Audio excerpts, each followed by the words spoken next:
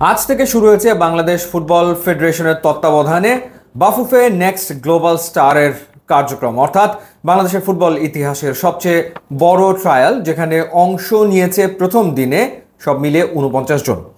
দুই সেশনে 49 জন অংশ নিয়েছে। সকালবেলাতে আন্ডার-19 পর্যায়ের 24 জন অংশ নিয়েছে 2 ঘন্টার সেশনে, এবং পরবর্তী সময়ে 19 বছরের বেশি 25 জন অংশ নিয়েছে সেকেন্ড হাফের 2 ঘন্টা ব্যাপী সেশনে, এবং তাদেরকে অবজার্ভ করেছেন বাফুফের পারফরমেন্স ইভ্যালুয়েশন টিম, যেই টিমে ছিলেন মোহামেডানের কোচ আলফাজ আহমেদ, সাবেক জাতীয় ফুটবলার এবং এএফসি প্রো লাইসেন্সধারী কোচ জুলফিকার মাহমুদ মিন্টু, বসুন্ধরা কিংসের সহকারী কোচ মাহবুব হোসেন রক্সি, এছাড়া ছিলেন বাফুফের টেকনিক্যাল ডিরেক্টর সাইফুল বারী টিটু, বাফুফের head of academy Golam Rabbani Chhotan, সাবেক গোলরক্ষক সাইদ হাসান কানুন।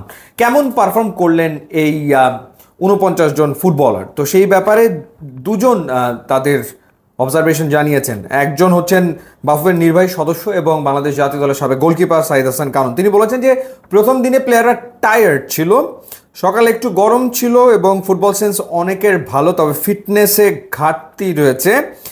এদের অনেকেরই সম্ভাবনা রয়েছে, তবে সময় লাগবে। এটা হচ্ছে সাইদ হাসান কানুনের মন্তব্য। এবার আমরা যদি একটু দেখি বা শুনি যে বাংলাদেশ ফুটবল ফেডারেশনের টেকনিক্যাল ডিরেক্টর সাইফুল বারী টিটু তিনি কি বলেছেন। তিনি বলেছেন, প্রথম দিন হিসেবে আমরা বলবো সময় দেওয়া দরকার, এখনই মন্তব্য করার সময় আসেনি। অনেকে আবার স্কিল দেখিয়েছে, ফ্রি কিক থেকে গোল হয়েছে, তারা যে আশা আকাঙ্ক্ষা নিয়ে এসছে, এখনই হয়তো তাদের ফুল পটেনশিয়াল দেখাতে পারবে না, কিছু সময় দরকার। দুজনই একটা কথা বলেছেন যে সময় এদেরকে দিতে হবে, ডেফিনেটলি সময় দিতে হবে, এবং একটা ব্যাপার স্পষ্ট যে রেডিমেড প্যাকেজ সম্ভবত নেই, অর্থাৎ ready to play for national team, মানে এখান থেকে পিক করেই ন্যাশনাল টিমে নিয়ে নেওয়া যাবে এবং ন্যাশনাল টিমে সে খেলবে, এরকম প্রসপেক্ট সম্ভবত এই মুহূর্তে নেই। পটেনশিয়াল অনেকের আছে, সেই ব্যাপারে দুজনই মন্তব্য করেছেন, তবে তাদেরকে সময় দিতে হবে গ্রো করার জন্য, ফার্দার গ্রো করার জন্য। সেটাই আসলে দুজনের কথা শুনে মনে হচ্ছে। তবে এটা প্রথম দিন ছিল, এখন দেখা যাক দ্বিতীয় দিন কেমন পারফর্ম করেন, এবং স্বাভাবিকভাবে প্রথম দিন অনেকে নার্ভাস থাকতে পারেন। এত দূর দূরান্ত থেকে তারা এসছেন এখানে পারফর্ম করতে, ওয়েদার তাদের পক্ষে ছিল না, কারণ তারা যেখান থেকে এসছেন সেখানে ঠান্ডা থাকে বছরের বেশিরভাগ সময়। সেই গরমের সাথে মানিয়ে নেওয়াটা তাদের জন্য একটা বড় রকমের চ্যালেঞ্জ তো ছিল বটেই, এবং একই সাথে এত বড় ট্রায়ালে তারা পার্টিসিপেট করছেন, একটুখানি নার্ভাস হওয়াটাও খুব স্বাভাবিক।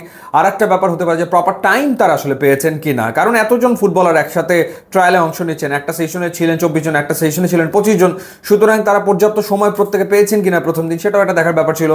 সো দ্বিতীয় দিনে গিয়ে আমার মনে হয় যে চিত্রটা আরও বেশি স্পষ্ট হয়ে উঠবে। বাট দুই জনের যারা ইভ্যালুয়েশন প্যানেলে ছিলেন তাদের কথায় স্পষ্ট যে একদম রেডিমেড কোনো প্যাকেজ সম্ভবত তারা প্রথম দিন আইডেন্টিফাই করতে পারেননি।